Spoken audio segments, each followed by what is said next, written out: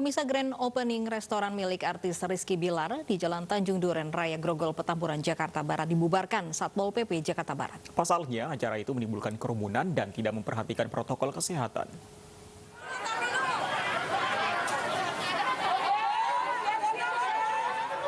Ratusan orang berkerumun untuk menyaksikan grand opening restoran milik artis pendatang baru Rizky Bilar di Jalan Tanjung Duren Raya Grogol Petamburan, Jakarta Barat.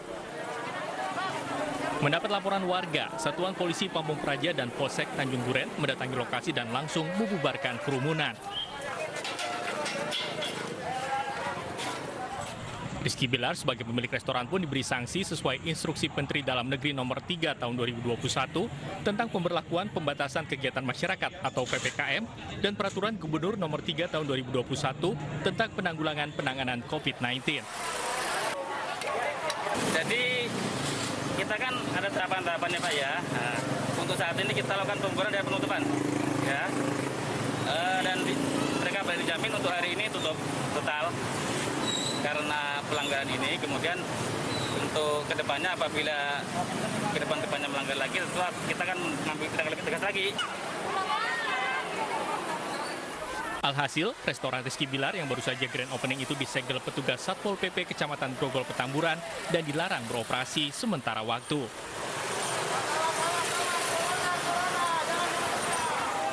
Dari Jakarta, Sofyan Firdaus, iNews melaporkan. Untuk Anda yang suka giveaway, ini Ridwan Kamil, Gubernur Jawa Barat, memberikan giveaway atau hadiah rumah dan motor, tapi khusus bagi relawan COVID-19. Nah, rumah dan motor ini berasal dari donatur yang ingin berkontribusi dalam penanganan pandemi COVID-19. Melalui akun sosial media, Gubernur Jawa Barat Ridwan Kamil memposting giveaway 10 rumah dan 10 motor bagi relawan COVID-19. 10 rumah yang akan dibagikan secara cuma-cuma ini tersebar di 5 daerah, yakni Bandung, Subang, Bekasi, Cianjur, dan Sumedang. Sementara motor bisa di mana saja. Semua elemen masyarakat yang telah berkontribusi selama pandemi bisa ikut serta untuk mendapatkan hadiah dengan syarat belum memiliki rumah dan kendaraan. Para pemenang yang akan diputuskan melalui penjurian oleh tim Jabar Bergerak. Warga dapat berpartisipasi mengajukan rekomendasi pemenang melalui email ke Jabar Bergerak.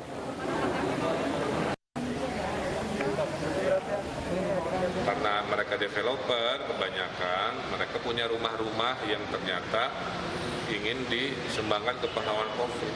Nah, itu kalau dirupiahkan minimal 150 juta.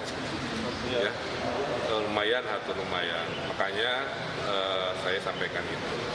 Kedua, kepada siapa diberikan, karena ingin kepada pahlawan COVID, kami tidak mau pemerintah yang mendefinisikan siapa itu pahlawan. Bisa tenaga kesehatan, bisa penegak hukum, bisa guru yang berjuang dalam proses usahanya tatap muka, bisa mungkin wartawan, bisa mana saja yang kategori pahlawan. Giveaway atau hadiah rumah dan motor bagi relawan COVID-19, dan kita akan langsung bergabung dengan Desi Juliani di Bandung, Jawa Barat.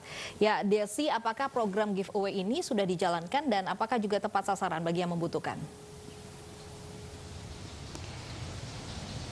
Ya, selamat siang Lovi, Fandi dan juga pemirsa. Nah, untuk lebih jelasnya lagi dan lebih lengkapnya lagi kira-kira untuk program giveaway ini seperti apa, seperti yang tadi juga sudah diinformasikan oleh Lovi dan juga Fandi ya, bahwa program giveaway 10 unit rumah dan 10 unit motor ini sudah beberapa waktu yang lalu juga diposting oleh Gubernur Jawa Barat Ridwan Kamil, dan nanti teknisnya akan dikelola oleh Jabar Bergerak. Sudah hadir bersama saya siang hari ini pendiri Jabar Bergerak, ada Ibu Atalia Praratia Kamil. Selamat siang Ibu. Selamat siang Teh Eci. Senang sekali, alhamdulillah sehat. Ibu boleh cerita nggak sih sebenarnya latar belakang akhirnya bikin giveaway 10 unit rumah, 10 unit motor, nggak tanggung-tanggung Bu. Gimana ceritanya Bu? Ya jadi gini ya, di masa sulit ini ternyata banyak sekali orang yang masih memiliki keinginan untuk berbagi gitu. Mereka yang merasa cukup untuk dirinya sendiri, mereka yang merasa bahwa hidupnya memang ingin lebih banyak memberikan manfaat pada orang itu banyak sekali. Jadi kami Jabar Bergerak ini memang mengelola dana masyarakat, termasuk kebaikan kebanyakan masyarakat begitu. Jadi ada yang punya ide, ada yang punya mereka ya mungkin juga tenaga, mereka juga punya dari sisi materi kelebihan dari sisi itu, atau bahkan mungkin dari doa gitu. Kita kan sebetulnya sekarang apapun bisa kita lakukan, kita bisa kontribusikan untuk masyarakat yang lainnya. Dan kami ini saat ini memberikan kontribusi kepada masyarakat, menjadi penjembatan lah melalui program hashtagnya dari warga untuk warga Jabar. Jadi mereka mengumpulkan kepada kami menyebarluaskan di 27 kota kabupaten melalui jejaring Jabar Bergerak. Dari mulai kebencanaan kemarin di Karawang, Kabupaten Bekasi, Subang dan lain sebagainya itu kami lakukan. Termasuk juga program-program yang secara rutin itu ada bedah toilet misalkan. Termasuk sekarang yang sedang dilakukan adalah bedah rumah. Ada sekitar 54 rumah di seluruh Jawa Barat yang kemudian ini adalah atas kebaikan warga masyarakat sendiri untuk membangun dan kemudian memberikan rumah yang layak begitu. Nah yang terakhir, karena ini kan sesungguhnya kami itu semenjak berdiri ini memang betul-betul memberikan keterbukaan secara informasi ya, termasuk kami juga memberikan laporan-laporan secara rutin kepada para donatur sehingga menumbuhkan kepercayaan dari mereka. Nah terakhir bahkan ini dari sahabat-sahabat developer begitu. Mereka ketika ditanyakan apakah berminat untuk berkontribusi, mereka mengatakan oh siap, karena kami bidangnya itu ya kami ingin bantu dari rumah. Kaget juga kita gitu, tadinya kita mau mencoba mengakses untuk bedah rumah begitu ya, tapi ternyata mereka bilang enggak, rumah aja, unit rumah. Ini unit rumah baru begitu, bayangkan ya di daerah-daerah yang kita tahu ini di Kabupaten Bekasi, kemudian ada di Cicalengka, ada Sumedang, ada juga Cianjur begitu, dan mudah-mudahan Sumedang juga ada. Mudah-mudahan di tempat-tempat lain juga bisa kita coba kerjasamakan begitu ya. Dan ini tidak saja yang memberikan itu hanya mereka-mereka yang memiliki, maksudnya dalam bentuk perusahaan begitu ya, tapi juga ada perorangan gitu. Jadi mereka ya saya pengen bantu aja gitu seperti itu. Jadi luar biasa. Oke, syaratnya tuh gimana sih Bu Cinta? Apakah mungkin salah satunya tadi harus berdomisili di Jawa Barat si pahlawan COVID-19 ini atau gimana Bu Cinta? Ya. Jadi mohon maaf ini karena memang program ini adalah untuk di wilayah Jawa Barat, sehingga kami memang mendorong untuk masyarakat Jawa Barat. Jadi memang program ini adalah untuk pahlawan COVID-19 di Jawa Barat. Karena untuk dari sisi rumah itu memang harapan kami adalah mereka berdomisili di kota atau kabupaten tersebut begitu, sehingga untuk mereka juga bukan untuk dijual kan, ini harus untuk ditempati begitu ya. Nah jadi harapannya seperti itu. Ya. Oke, syaratnya gimana Bu? Harus direkomendasikan kah atau tinggal mendaftar saja atau gimana Bu? Jadi pertama mereka harus adalah pahlawan COVID ya. Jadi dari sebetulnya dari berbagai macam sektor ya. Boleh mereka dari sektor kesehatan, apakah dia tenaga kesehatan, apakah dia OB di rumah sakit misalkan, atau mungkin mereka penggali kubur, pengantar mobil jenazah dan semuanya, itu boleh semua. Bahkan guru mengaji sekalipun itu bisa menjadi bagian yang tidak terpisahkan, karena mereka juga adalah pahlawan dari sisi pendidikan sebetulnya. Jadi luasnya luar biasa. Tapi yang kedua tentu saja mereka memang perlu dibantu ya. Maksudnya mereka orang tidak punya. Yang ketiga adalah bahwa mereka memang belum punya rumah atau belum punya kendaraan. Karena ini kan dua ya programnya. Yang pertama adalah romantis, rumah nyaman gratis. Yang kedua adalah modis, motor idaman gratis. Nah jadi memang mereka belum punya, dan itu nanti kita akan turunkan jejaring relawan kami begitu ya, pengurus kami yang untuk bisa memantau secara lebih lanjut. Yang keempat, ini yang seharusnya wajib itu dilakukan adalah rekomendasi dari tetangga, dari teman, dari organisasi yang mereka memang memantau apa yang dilakukan, karena menurut kami rasanya tidak fair kalau kemudian mengklaim diri sendiri, kalian ini pahlawan loh gitu ya. Jadi pada akhirnya kami berpikir bahwa ini butuh mereka-mereka yang memang sudah memantau semenjak lama terkait dengan orang tersebut begitu. Bu, tadi menarik soal pahlawan COVID-19. Kenapa sih Bu untuk program giveaway ini tidak difokuskan untuk nakes aja, mengingatkan ada masih banyak ya Bu ya nakes yang belum terpenuhi hak-haknya, gimana Bu Cinta? Ya betul. Jadi begini, sesungguhnya yang kami lakukan ini adalah juga atas informasi dan juga kebutuhan dari masyarakat, bahwa ketika kita mendengar istilah pahlawan COVID, tentu ini luas gitu, tidak saja terkait dengan tenaga kesehatan, karena masing-masing kita punya kontribusi. Nah yang kami lakukan adalah mengapresiasi semua pihak.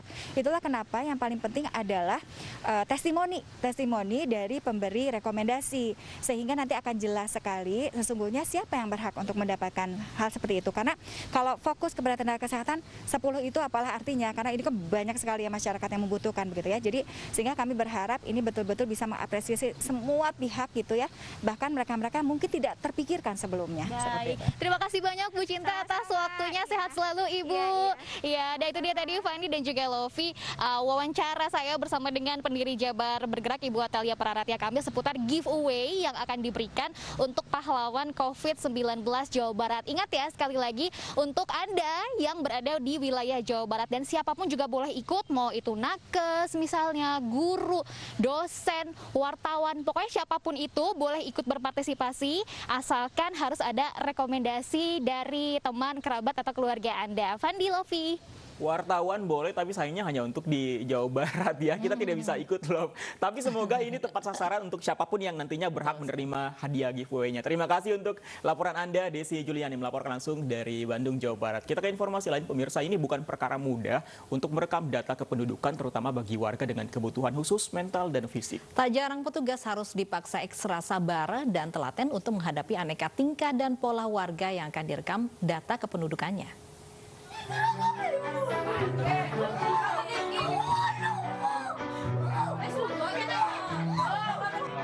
Inilah perjuangan yang dialami oleh tim Dukcapil Kabupaten Sidoarjo, Jawa Timur saat harus merekam data kependudukan untuk pembuatan KTP elektronik.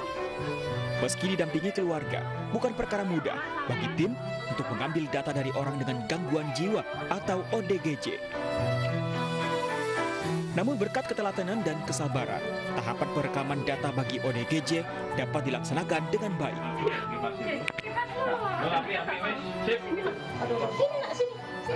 Duduk atas gak apa-apa. Iya, sama mama. Iya, gak apa-apa. Tidak hanya orang dengan gangguan jiwa, tim juga turun dari pintu ke pintu untuk merekam data penyandang disabilitas. Keterbatasan fisik membuat warga difabel kesulitan untuk mengakses fasilitas perekaman data. Karenanya, petugas di Dukcapil yang berinisiatif turun langsung mendata warga dari rumah ke rumah. Program yang diberi nama Peduli Dilan atau Peduli Disabilitas, ODGJ dan Lansia ini dilakukan untuk menjamin hak warga memiliki dan tercatat dalam sistem kependudukan. Tentunya kita ingin di wilayah Kabupaten Sidoarjo ini, terutama yang disabilitas ODGJ ini akan mendapatkan sesuai haknya, yaitu terfasilitasi pelayanan administrasi kependudukan bisa sampai tuntas.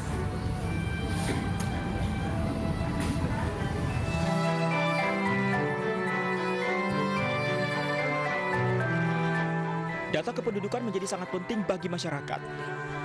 Karena dengan memiliki nomor induk kependudukan, warga, terutama yang kurang mampu, akan terdata dalam program bantuan sosial dan layanan kesehatan yang diselenggarakan pemerintah. Tim Liputan Ayus melaporkan.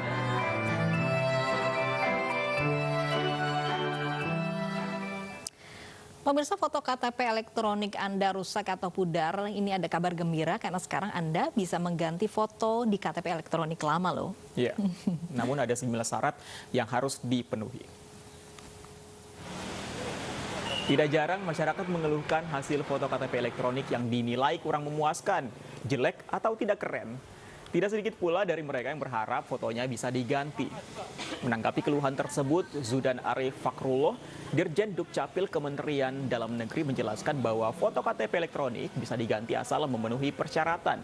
Di antaranya bila dulu seseorang belum berhijab dan kini sudah berhijab, serta saat mengganti KTP elektronik yang rusak atau fotonya sudah buram. Jadi soalnya kalau orang kecamatan udah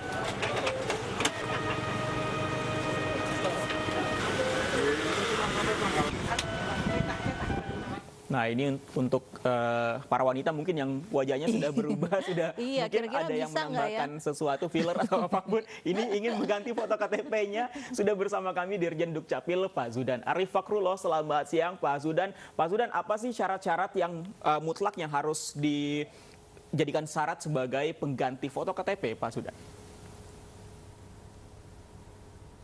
Ya, untuk penggantian KTP beserta datanya. Itu sudah diatur di dalam Peraturan Menteri Dalam Negeri nomor 74 tahun 2015. Nah, bagaimana cara kita menggantinya? Di dalam KTPL kita di sini itu ada 14 elemen data kependudukan. Ada elemen data yang tidak boleh diganti, tidak bisa berubah dan berlaku seumur hidup, yaitu NIK. Kemudian ada dokumen lain atau data lain, yaitu golongan darah dan tanggal lahir. Itu untuk menggantinya perlu dokumen pendukung, karena ini penggantiannya sangat ketat. Kemudian ada dokumen dalam atau data dalam KTPL yang penggantiannya relatif lebih mudah ketika ada perubahan-perubahan. Misalnya status bujang menjadi menikah, tinggal tunjukkan buku nikahnya. Kemudian berubah alamat, pindah penduduk, tinggal datang ke Dinas Dukcapil, diganti alamatnya. Kemudian yang berikutnya berganti jenis kelamin, tunjukkan penetapan pengadilannya. Atau data yang lain, misalnya berubah kewarganegaraan, ditunjukkan naturalisasi atau pergantian kewarganegaraan menjadi WNA. Apabila yang bersangkutan tinggal di Indonesia, KTP-nya tetap bisa terbit, tetapi berubah kewarganegaraannya. Jadi kalau khusus foto. Jadi kalau hanya sekedar foto itu bisa juga diganti bila Jadi kalau hanya sekedar merasa kurang tampan atau kurang cantik ya, dengan foto yang lama tidak bisa ya, Pak? Ya, itu tidak dibolehkan. Karena kalau seperti itu kan sangat subjektif masing-masing. Padahal fotonya udah maksimal, dia merasa saja kurang senyum, ingin ganti, itu Dinas Dukcapil tidak mengizinkan. Tetapi kalau dulu belum berjilbab, sekarang berjilbab, Dukcapil pasti mengizinkan. Atau saat mau ganti foto, sekaligus bersamaan dengan penggantian data yang lain, sambil dia pindah penduduk, sambil diganti fotonya. Atau memang KTPL-nya sudah rusak, Mas. Sekalian dia foto, sekaligus dicetak KTPL-nya yang baru. Tapi KTPL-nya masih bagus, fotonya masih jelas, dia merasa kurang cakep, kurang senyum, ganti foto, tidak diizinkan. Baik, Pak Zudan, ini harus ada perbaruan data kalau memang ada data-data yang memang harus dirubah begitu, status dan lain-lain. Nah, ini kan KTP elektronik ini kan sudah elektronik begitu, tapi warga apakah memang harus menyertakan berkas-berkas begitu? Apakah tidak di-input begitu data kependudukan warga? Ya. Data kependudukan warga itu diinput berdasarkan pelaporan. Misalnya dulu ada orang belum menikah, kemudian dia sekarang menikah, maka untuk menginput data yang bersangkutan, merubah status, perlu dokumen pendukung. Penduduk harus melaporkan ke Dinas Dukcapil, bukti nikahnya, baru nanti diinput ke dalam database.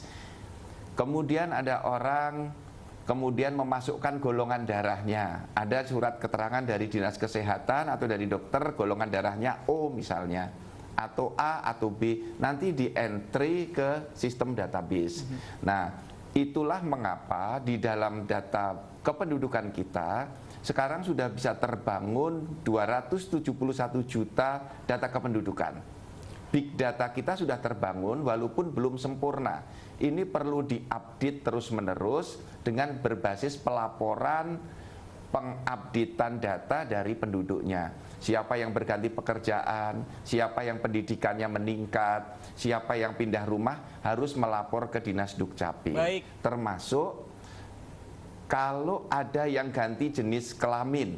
Karena ada bulan lalu terdata di dalam database kita ada 7 orang yang memperbaiki catatan jenis kelaminnya. Bisa karena ganti jenis kelaminnya beneran, bisa jadi karena dulu salah saat menulis jenis kelaminnya. Baik Pak Zudan, singkat saja, ini untuk penggantian foto di tempat masing-masing ini berapa lama? Kemudian apakah ada biaya yang harus dibayarkan? Ya, pertama syarat penggantian foto.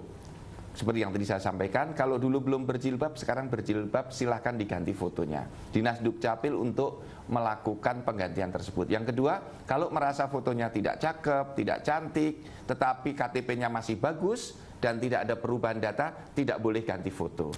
Kemudian yang kedua, berapa lama? Kita sudah menyusun aturan yang tentu saja ini disesuaikan dengan kemampuan di daerah. Untuk penduduk yang daerahnya itu penduduknya sedikit, di bawah 500.000, kita minta 2 hari selesai. Kemudian yang 500.000 sampai 1,5 juta, 3 hari selesai. Yang di atas 1,5 juta, 4 hari selesai. Dan program pelayanan Adminduk tidak dipungut biaya, gratis. Oleh karena itu, tolong masyarakat diurus sendiri, jangan melalui calo. Dan kalau ada petugas Dukcapil yang meminta pungutan, tolong dilaporkan kepada kepala dinasnya atau ke call center Dukcapil 1500537. Baik, peran warga yang aktif untuk mengupdate informasi tentang data kependudukan itu penting. Terima kasih Pak Zudan Arif, Dirjen Kependudukan dan Pencatatan Sipil, sudah bergabung bersama kami.